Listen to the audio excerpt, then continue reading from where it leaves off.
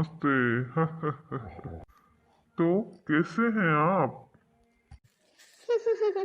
मैं अच्छी हूँ।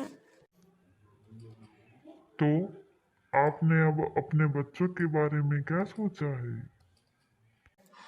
किस बारे में? अपने बच्चों के बारे में।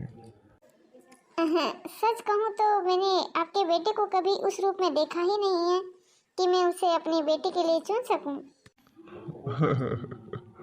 क्या बात कर रही हैं आप? आपके सामने ही तो बड़ा हुआ है।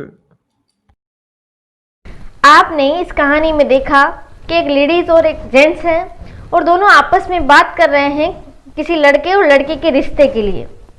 जब वो बात कर रहे हैं तो वो जो लेडीज है उन्होंने कहा है कि मैंने आपके बेटे को उस दृष्टिकोण से नहीं देखा है, उस नज़रिए से नहीं देखा है कि मैं उसे अपनी लड़की के लिए पसंद कर पाऊँ।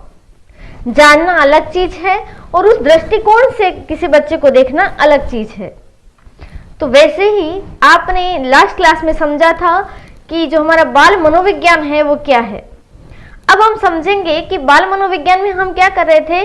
जन्म से लगा करके या गर्भावस्था से लगा करके बच्चे की जो परिपक्व अवस्था है या किशोरावस्था है वहां तक का हम अध्ययन कर रहे थे। लेकिन एक तो केवल अध्ययन करना, उसे केवल समझना कि बच्चे का विकास किस प्रकार से हो रहा है, और प्लस अगर मैं उस विकास को प्रभावित करना चाहूँ, मैं चाहूँ कि बच्चे के जो विकास है उसको एक समुचित दृष्टिकोण दे पाए, एक समुचित दिशा दे पाए, तो उसके लिए हमें विकासात्मक मनोविज्ञान की आवश्यकता होगी, जिसे आज हम समझने वाले हैं। आज की क्लास में हम समझेंगे बाल मनोविज्ञान और विकासात्मक मनोविज्ञान में क्या अंतर है उसे, और उसके साथ साथ बाल विकास को हम समझेंगे कि बाल विकास किसे कहा जाता है। तो चलिए शुरू करते हैं।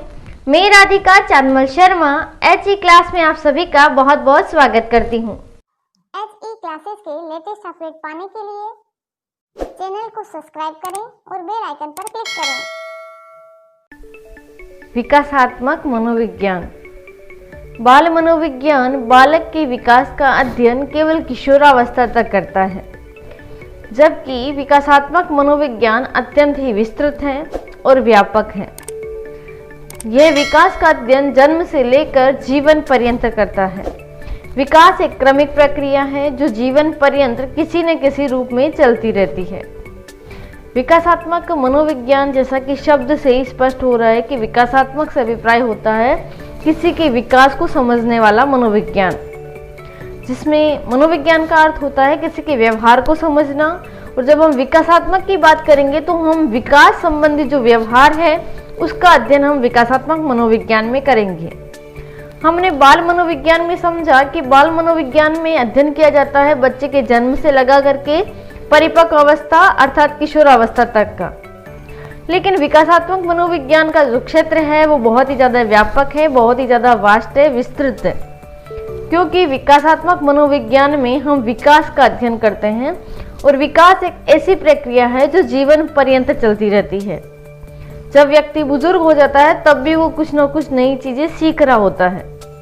तो इसका अभिप्राय ये है कि विकासात्मक मनोविज्ञान न रुकने वाली और अनवरत चलने वाली प्रक्रिया है।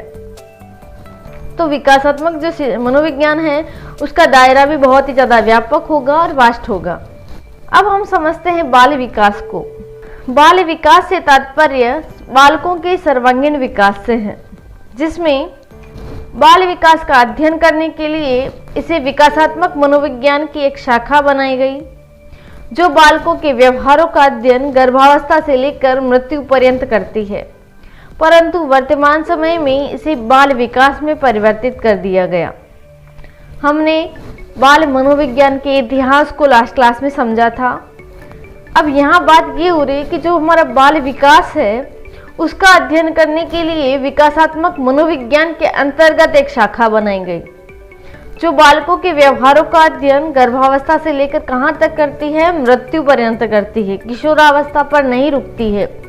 बाल मनोविज्ञान क्या कर रहा था, वो किशोरावस्था तक ही बच्चे का अध्ययन कर रहा था। लेकिन हमारा जो बाल विकास विषय है वो विकासात्मक मनोविज्ञान की एक शाखा है, और वो क्या करता है, जन्म से लगाकर या जन्म से भी पूर्व गर्भावस्था से लगा करके मृत्यु पर्यंत बच्चे का क्या करता है, अध्ययन करता है, किसी व्यक्ति का अध्ययन करता है। परंतु वर्तमान समय में बाल विकास में क्या कर दिया गया है, परिवर्तन कर दिया गया है। समझते हैं क्या परिवर्तन हुए हैं। क्योंकि बाल मनोविज्ञान में केवल बालकों के व्यवहारों का अध्ययन किया जाता है, जबकि बाल विकास के अंतर्गत उन सभी तत्वों का अध्ययन किया जाता है जो बालकों के व्यवहारों को एक निश्चित दिशा प्रदान कर उसके विकास में सहायता प्रदान करती है। यहाँ ये कहा जा रहा है कि जो हमारा बाल मनोविज्ञान है उसमें हम केवल और केवल बालकों के व्यवहारों का अध्ययन कर रहे थे, लेकिन हम बाल विकास में ये समझेंगे कि बालक का विकास अगर किसी वजह से रुक रहा है तो उसके कारण क्या है, और अगर बालकों का विकास हो रहा है तो उसके पीछे कौन कौन से फैक्टर काम कर रहे हैं, उसको हम किस प्रकार से बढ़ा सकते हैं, किस प्रकार से एक समुचित दिशा दे सकते हैं। तो बाल विकास ओवरऑल बात करता है, केवल अध्ययन करने का काम नहीं है। अध्ययन करने के बाद रिजल्ट देना और रिजल्ट देने के बाद बच्चे के विकास को एक समुचित दिशा देना, ये काम है बाल विकास का। तो बाल विकास बाल मनोविज्ञान से भी अधिक विस्तृत है और व्यापक है। अब हम समझते हैं बाल मनोविज्ञान एवं विकासात्मक मनोविज्ञान में अंतर को। बाल मनोविज्ञान और विकासात्मक जो मनोविज्ञान है उनमें जब हम अंतर को देखेंगे तो उस अंतर के कुछ आधार बनाएंगे कि हम अंतर किस आधार पर कर रहे हैं, वो कौन सा मुख्य फैक्टर है जिसकी वजह से हम ये कह रहे हैं कि ये दोनों अलग अलग है। तो हम बात करेंगे बाल मनोविज्ञान और विकासात्मक मनोविज्ञान के अंतर की। उसमें जो पहला आधार हमारे सामने आता है वो आता है दर्शन का। दर्शन से अभिप्राय है इन दोनों जो विषय हैं, इन दोनों का मूल जो आधार है, मूल जो दर्शन है वो क्या है, मूल दृष्टिकोण क्या है। तो जो हमारा बाल मनोविज्ञान है उसमें बालक की क्षमताओं का अध्ययन किया जाता है, लेकिन विकासात्मक मनोविज्ञान में क्या किया जाता है, उन बालक की क्षमताओं का अध्ययन करने के साथ साथ उनके विकास का अध्ययन किया जाता है कि उनका विकास किस प्रकार से किया जा सके। क्षमता ये है, ये तो पता हमें बाल मनोविज्ञान से ही चल गया, लेकिन उन क्षमताओं का विकास हम कैसे करें ये विकासात्मक मनोविज्ञान के अंतर्गत आता है। नेक्स्ट अंतर का जो आधार है वो है उसका उद्देश्य, कि मनोविज्ञान का उद्देश्य क्या है और विकासात्मक मनोविज्ञान का क्या उद्देश्य है। बाल मनोविज्ञान का उद्देश्य है बालक के मन और व्यवहार को समझना, केवल समझना बाल मनोविज्ञान का उद्देश्य है, लेकिन विकासात्मक मनोविज्ञान का उद्देश्य है बालक के मन और व्यवहार को परिमार्जित करना, दिशा व गति को निर्धारित करना कि ये जो बच्चा है इसका मन या व्यवहार इस प्रकार का है, लेकिन अब हमें इसमें क्या करना है, परिमार्जन करना है, सुधार करना है। सुधार करने के साथ साथ उसको एक गति और एक दिशा देनी है जिससे उसका विकास समुचित तरीके से हो पाए। तो वो काम विकासात्मक मनोविज्ञान करता है, उस उद्देश्य को लेकर विकासात्मक मनोविज्ञान चलता है। तो उद्देश्य के आधार पर इनमें अंतर स्पष्ट हो चुका है। अब हम समझते हैं क्षेत्र के आधार पर अंतर, एरिया के आधार पर अंतर, कि मनोविज्ञान जो है उसका एरिया या क्षेत्र कितना रहेगा और विकासात्मक मनोविज्ञान का क्षेत्र कितना रहेगा। बाल मनोविज्ञान का क्षेत्र अपेक्षाकृत संकुचित है, क्योंकि इसमें क्या किया जा रहा है, केवल अध्ययन किया जा रहा है, केवल उस बच्चे के व्यवहार को समझा जा रहा है।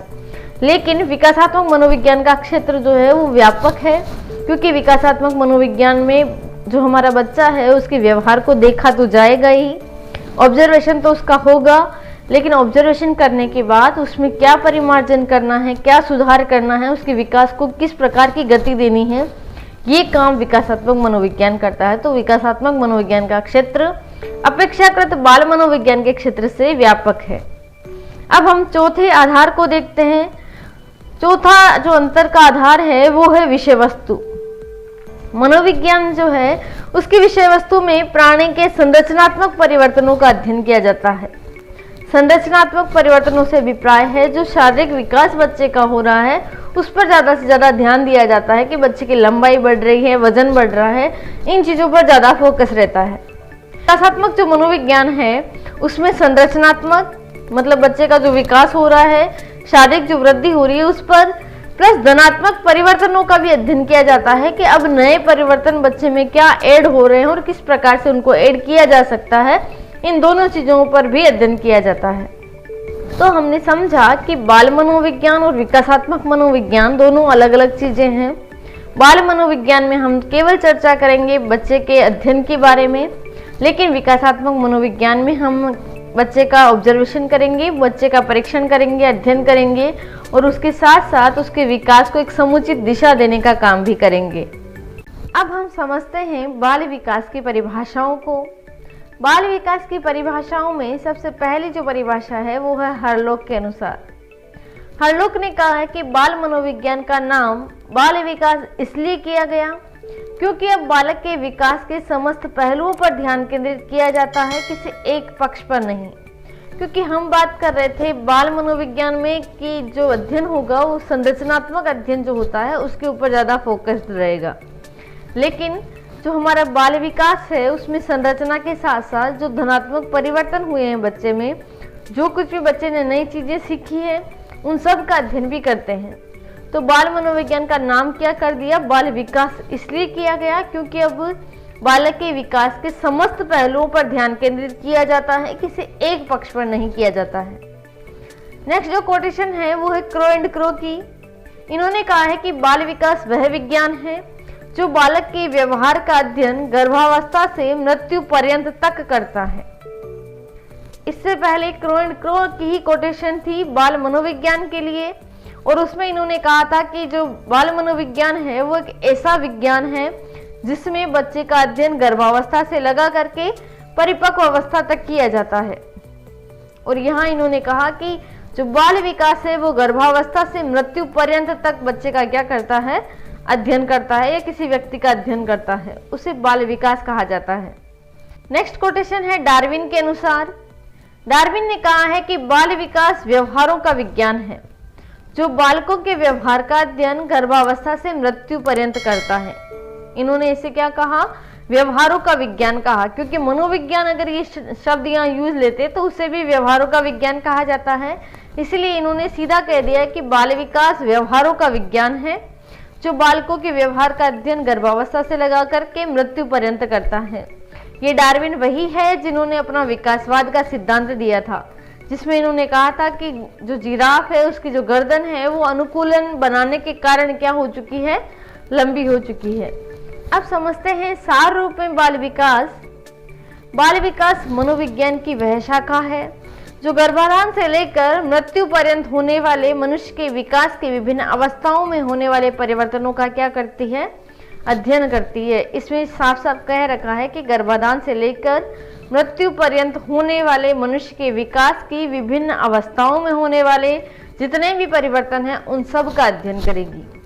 इससे पहले बाल मनोविज्ञान किसका अध्ययन कर रहा था, तो बाल मनोविज्ञान अध्ययन कर रहा था 3 अवस्थाओं का ही, किशोरावस्था तक का अध्ययन कर रहा था। तो उसमें वो शैशवावस्था, बाल्यावस्था और किशोरावस्था, इन तीनों अवस्थाओं का अध्ययन कर रहा था।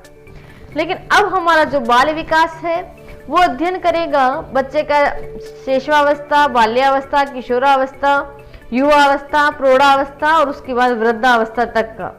मतलब जब तक व्यक्ति मर नहीं जाता तब तक व्यक्ति का अध्ययन जो किया जाता है वो बाल विकास के अंतर्गत किया जाता है। अब हम बाल विकास की प्रमुख अवधारणाओं को समझते हैं। अवधारणा से अभिप्राय होता है किसी विषय के बारे में जो किसी लोगों की जो धारणा होती है कि ये विषय ये है और इसमें इन चीज़ों का अध्ययन किया जाता है। तो जो आइडेंटिटी होती है, मतलब जो पहचान होती है किसी सब्जेक्ट की कि इस सब्जेक्ट में ये चीज़ें पढ़ी जाती है। जैसे अगर मैं ये कहूँ कि मनोविज्ञान में व्यवहार का अध्ययन किया जाता तो ये एक प्रकार से मनोविज्ञान के बारे में अवधारणा है। तो जो हमारा बाल विकास है उसकी जो प्रमुख अवधारणाएं हैं वो क्या क्या है। पहली अवधारणा है अभिवृद्धि एवं विकास, दूसरी अवधारणा है अधिगम एवं परिपक्वता, तीसरी जो अवधारणा है वो है वंशानुक्रम एवं वातावरण।